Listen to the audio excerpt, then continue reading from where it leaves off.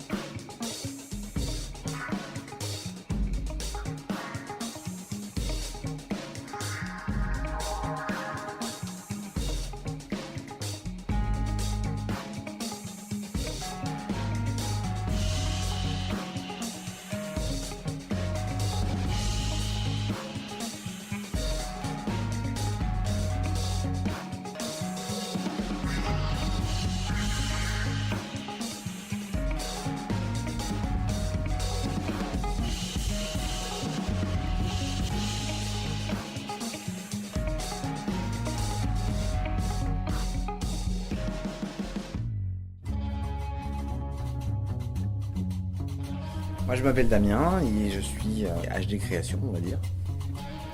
Je fais beaucoup de travail de tissu patchwork pour créer des coussins. J'ai toujours aimé les tissus en soie, etc. Surtout le côté velours. Ça a démarré bête. Divine Création, c'est l'histoire d'une rencontre entre Bismarck et moi-même.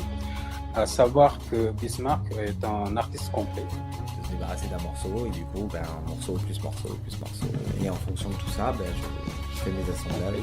Donc il fait à la fois le travail de la structure et le tressage. Donc le deal qui a été fait entre lui et moi, c'était que moi je fasse tout pour le faire connaître et que lui il recrute des jeunes pour qu'il puisse leur transmettre son savoir et qu'ils puissent également en vivre en fait.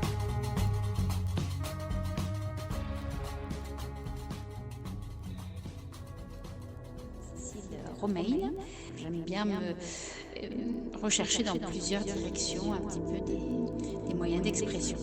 Il y a quelque chose qui est sensoriel, bien sûr, pas forcément purement intellectuel. Tout est convié en fait, dans l'expression artistique.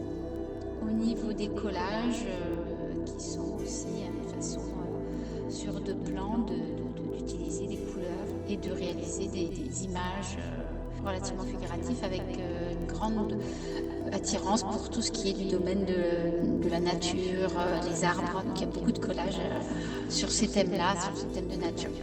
Après, voilà, je ne cherche pas forcément à imposer mon propre message, à transmettre quelque chose et après je laisse libre la personne de l'interpréter, de le vivre ou pas, de le recevoir. Bonjour, je suis Karine. Le matériel que j'utilise est pour moi le fil d'aluminium. Ce fil-là me permet de faire des volutes, de donner certaines formes, de donner vie à des objets qui peuvent me paraître sortis d'un grimoire, je dirais. J'ai commencé d'abord par des colliers, j'ai après fait des bagues, des bracelets. Je suis arrivée à faire des porte-bonheur, à accrocher dans les maisons pour amener des bonnes énergies positives à rentrer dans ces lieux-là. Mes créations se rapprochent de plus en plus de la spiritualité qui est la mienne. J'ai toujours créé avec le cœur et avec une certaine philosophie de vie. Mais je me rends compte que maintenant j'arrive à allier en fait la spiritualité avec la créativité.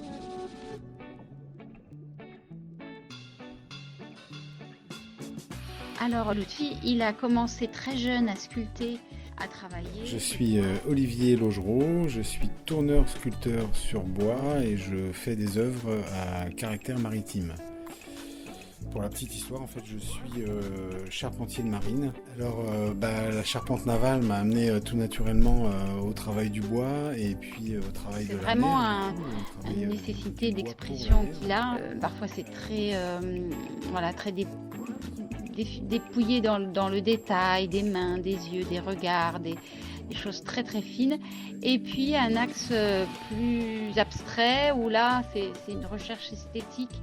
De la forme. Et voilà, après, je crée au fur et à mesure cette pièce par un jeu d'équilibre, un jeu de technique, d'usinage du bois et de couleurs après qui viennent s'ajouter sur les voiles.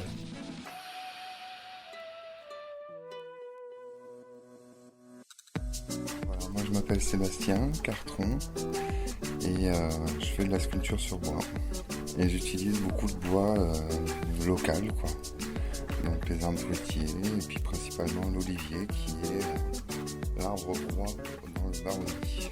Et j'utilise la forme des bois, leurs mouvements, tout ça pour faire comme une espèce de comparaison avec l'être humain. Je trouve qu'il y a une affinité entre le bois et des fois le mouvement ou de ce que ça dégage. Donc j'essaye d'utiliser les parties un peu particulières du bois. Que les autres n'utilisent pas, c'est-à-dire les souches, les endroits qui sont infondables pour les boucherons, les endroits, les morceaux que personne n'utilise en fait.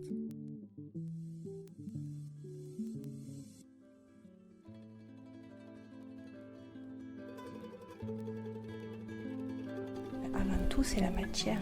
Moi, je suis très très attirée par la laine gardée, par les couleurs, par les odeurs et par tout ce qui est animal, la nature, les végétaux, les formes de graines, de feuilles, même dans le microscope. J'ai le bois que je vais garder près de moi, que je vais observer plusieurs jours jusqu'à ce que j'arrive à en découvrir tout son potentiel.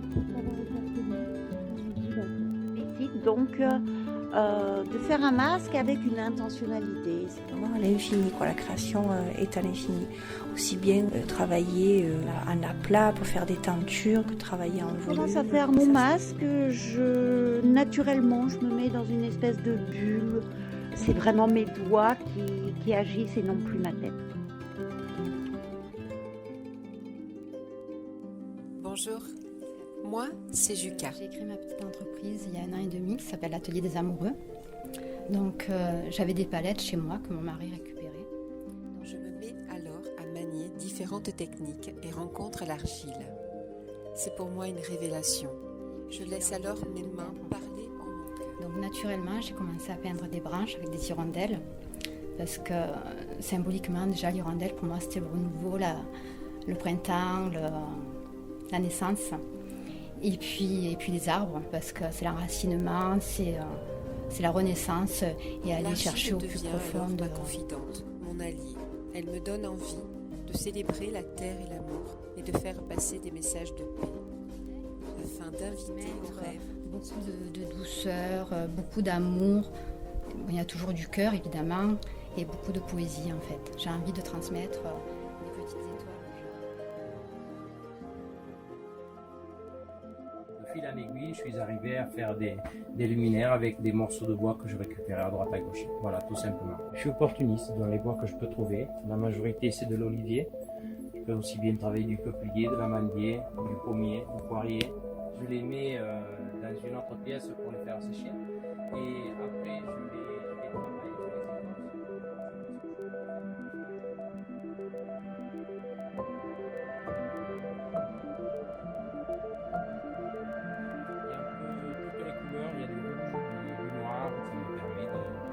D'optimiser au maximum le bois et le verre et la couleur du verre. Je ne pars pas jamais avec une idée reçue.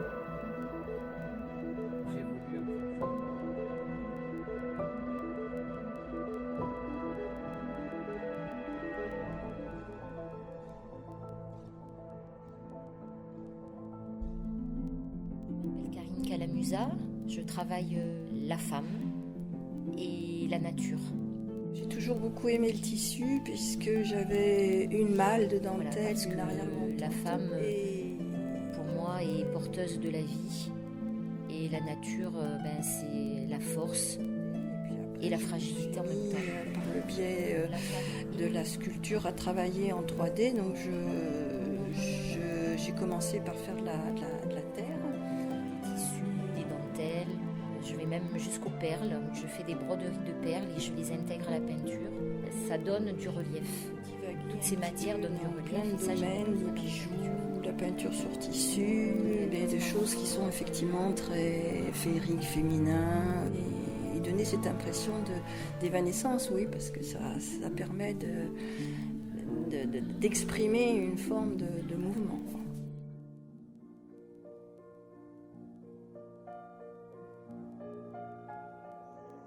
Je suis Blanty, ça fait 17 ans que je fais ce métier de maître verrier. On cherchait un métier où je pouvais allier création et puis histoire de l'art aussi en même temps, puisque ça me plaisait beaucoup. Eh bien, je suis tombée sur ce métier de maître verrier. Et le fait de maîtriser toutes ces facettes, ça m'amène à pouvoir créer ce que j'ai envie, un petit peu, ce que j'ai en tête. Le fait de pouvoir créer pour exposer dans une galerie comme Artophage, moi ça me permet vraiment de mettre mes idées en œuvre, et ça c'est très agréable de pouvoir suivre le fil de mes idées, voilà, sans avoir de contraintes particulières.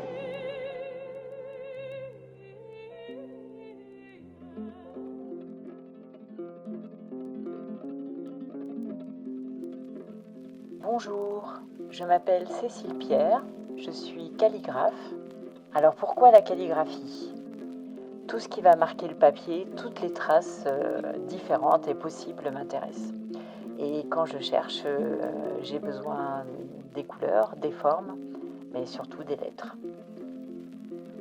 En général, je pars d'un texte qui m'a touchée, d'un mot qui me hante, ou simplement me trotte dans la tête, et j'essaie de lui donner une résonance graphique, que le mot devienne une image. Parfois c'est le texte lisible qui va être mis en avant, parfois c'est le rythme des mots et on ne peut plus lire, parfois ce sont les couleurs qui prennent le pas, et parfois tout ça en même temps.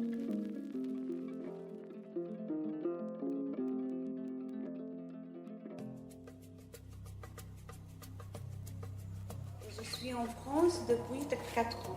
Je travaille dans sculpture et peinture depuis 30 ans. Mon tableau s'inspirait de culture syrienne, comme les maisons anciennes et les tissus, les robes traditionnelles et les châles. Je travaille beaucoup les sujets de déplacement. Les sujets de déplacement, ça me touche beaucoup. Moi, normalement, je travaille dans la technique mixte. La première fois, fait de base d'acrylique. Après, couper le collage de papier au tissu. Pour tous les tableaux, mon tableau, j'utilise le collage de papier au tissu.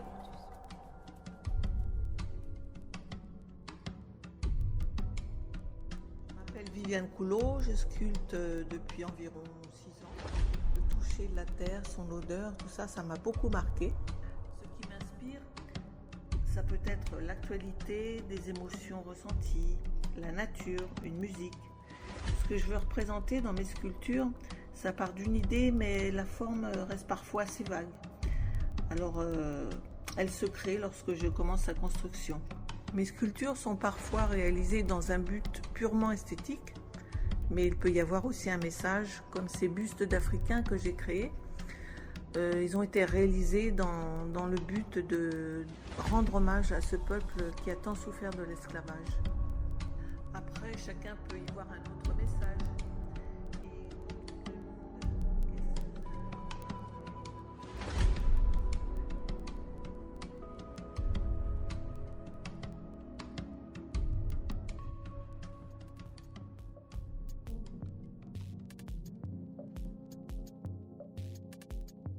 Mon nom d'artiste est Tatis et je peins des portraits fantastiques d'animaux à l'acrylique sur toile. Je m'appelle Gad, je fais de la peinture numérique, du digital painting. Donc mon fil conducteur, c'est l'identité féminine. Je suis aussi fascinée par la nature et la vie animale et végétale, par le monde microscopique des insectes. Donc je travaille sur le féminin sacré, sur l'image iconographique, les icônes religieuses, de la mode, la science-fiction, le fantastique. Toutes ces femmes sont des déesses. Elles ont Enfin, je chacune leur m'inspire aussi particularité. des différents compagnons à fourrure et petites créatures que j'ai aimées dans ma vie pour ajouter de la tendresse, de la poésie et de l'humour à mes toiles.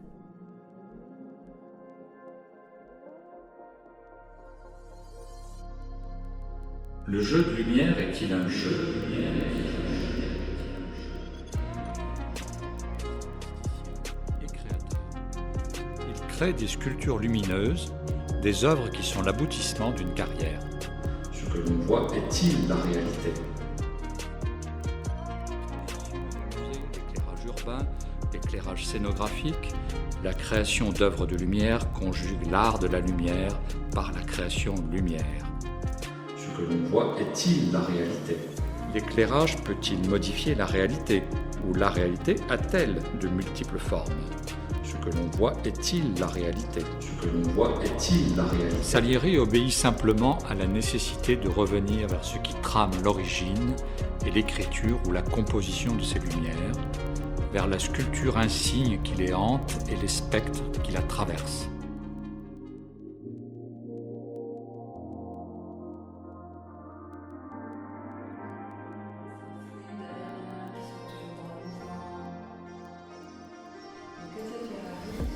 Donc Katia Ferrari, j'ai deux univers, je peins des peintures abstraites et puis aussi du figuratif qui est inspiré du mouvement plutôt pop art.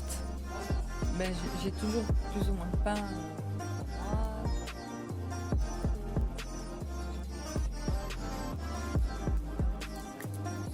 contemporain, hyper fin, voilà, avec toute la transparence que j'essaye de travailler dessus pour arriver à quelque chose assez fluide, aérien, qui soit toujours dans le mouvement, voilà. Moi j'ai des couleurs assez acidulées, bonbons ou flashy en fait, parce que ce que j'aime c'est que l'émotion qui soit perçue c'est la joie, la gaieté, la fête, voilà, et la vie quoi.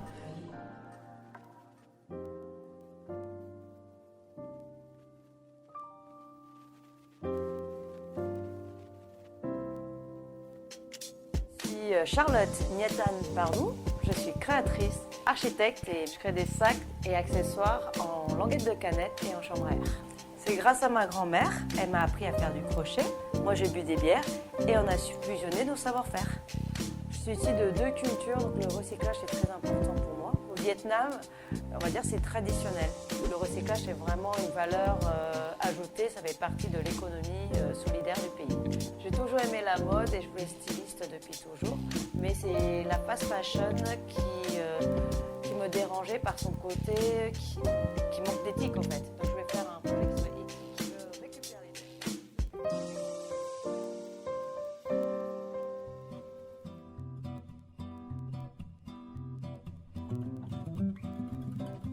Alors moi, j'ai commencé à faire de la BD. Quand j'étais gamine, je copiais tous les Gaston, les Mickey. J'ai toujours adoré ça. J'ai fait ça tout le temps. Alors après, tu vois, il y a des univers un peu différents. Tu vois, donc les Dondons, c'était un univers que j'ai développé pendant quelques années. Tu vois, donc après, lui, il est beaucoup plus cool, hein, parce que déjà, il a des Converse. Hein. Moi, les Converse, j'adore. Là, on va arriver aux Converse après. Donc, tu as du papier, du pochoir et de l'eau pour le fond et les pôles. Alors là, il y a mes photos à moi que j'ai mis dedans. C'est une photo de voyage, hein, d'un voyage à New York. Donc, j'ai pris mes photos, je les ai déchirées, je les ai collées. Après, j'ai peint à l'huile. Je peux te raconter une histoire.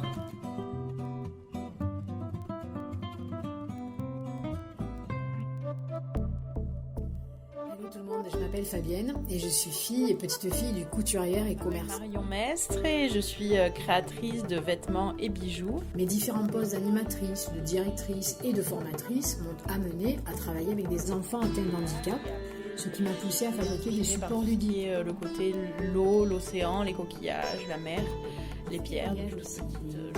Lointain, à Cuba, au Mexique, en Guyane française ou au Brésil amazonien. Et tout ça m'a donné l'envie de découvrir des traditions et des jeux locaux. Et cette envie a grandi au point de vouloir les fabriquer dans des matériaux légers et faciles à transformer. Sur le bijou à base de pierre, avec toute leur signification, les bienfaits qu'elles ont pour le corps, les énergies. Rien inventé. Je suis un passeur de jeux ancestraux adaptés. J'essaie d'apporter tous les bienfaits des pierres, mais avec le côté esthétique du bijou et le côté créatif.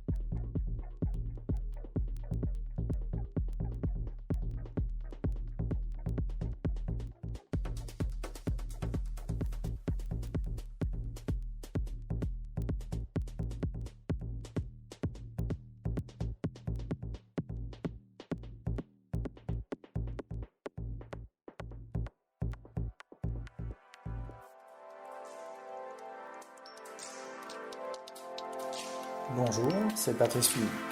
C'est par hasard, sur mon dernier poste dans le commerce, que je me suis mis à la création de tableaux digital en assemblant les images sur un logiciel. Comme j'aime les aplats bien nets, pour l'acrylique c'est l'idéal.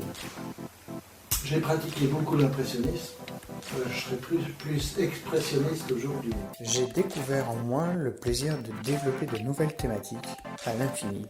Cinéma, musique, lieux géographiques. Voilà, ça dépend. Ce qui m'intéresse, c'est de m'intégrer à un mouvement qu'on appelle le mouvement pop art. Un mouvement hyper coloré où les styles se mélangent. Dans mon œuvre, je rechercherai pas forcément la perfection, mais la beauté. J'aime ce qui est beau. Et ce qui est beau n'est pas spécifiquement parfait.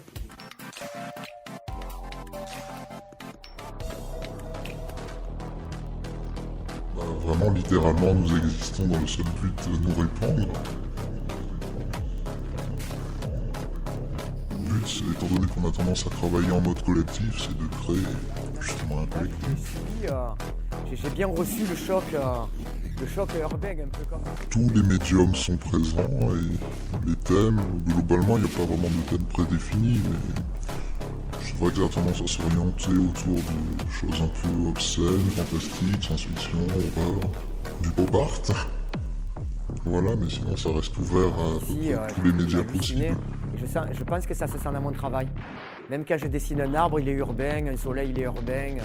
Les bombes de peinture, et je m'en sers en les déréglant, c'est ça qui me plaît. Et on met des bâtons dans l'embout pour que ça crachote, ça bave, ça coule, ça fasse des grosses taches. Extérieur, c'est pas non plus...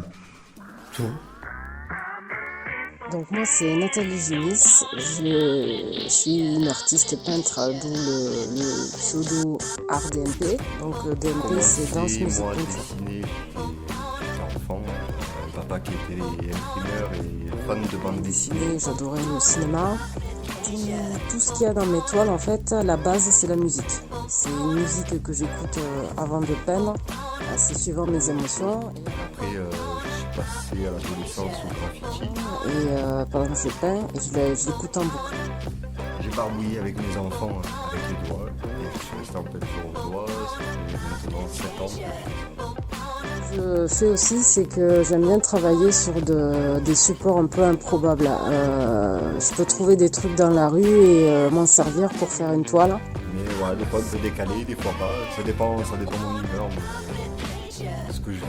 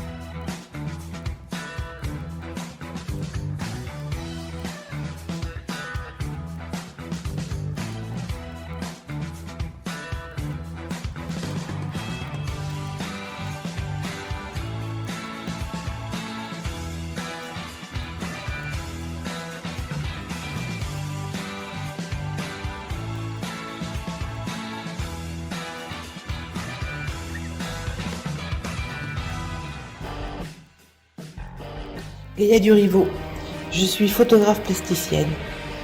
De mon plus jeune âge, j'allais souvent au cinéma. C'était des histoires qu'on me racontait de toutes sortes. Mais très vite, l'appareil photo était à mes côtés pour rythmer la vie. Mon travail reste souvent en lien avec le cinéma. Je pars à la recherche d'ambiance, de lieux étranges ou insolites, des décors que la vie me propose. Avec l'apparition du numérique, je me suis dit qu'il fallait que je travaille la photographie autrement. Peinture, crayon, pastel me servent pour travailler la photo. La toile du peintre est remplacée pour moi par la photo que je travaille aussi sur des supports bruts qui ont vécu de recyclage, comme le bois que je transforme en palissade, comme le métal rouillé sous toutes ses formes, des bidons, des portières, de la tôle froissée. Ces supports me servent à raconter autrement les histoires. Un travail à partir de la photo, un travail autour de la couleur, un travail de matière. Des histoires que je me raconte, des histoires que je vous propose.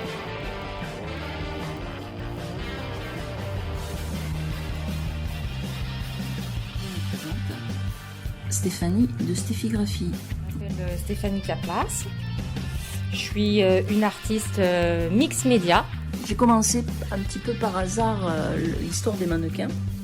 Et donc après j'ai rajouté quoi ? J'ai rajouté petit à petit des... Je récupère des vieux objets qui étaient normalement destinés à la casse ou complètement désuets. Et moi je les répare, je les assemble sur un même support afin de leur donner une seconde vie et surtout pour raconter une autre histoire avec ces objets qui au départ étaient voués à la déchetterie. C'est parti aussi avec une obsession qui était le temps. Et les chronomètres, les rouages, le temps qui passe, c'est quelque chose qui est donc une femme, inimitable. représente la messagère de la nature. Voilà, donc elles sont 14 à messagère, ça commence à faire, mais ça fait rien, parce que comme on n'entend pas trop ce qu'elle nous dit, la nature, il faut beaucoup de monde.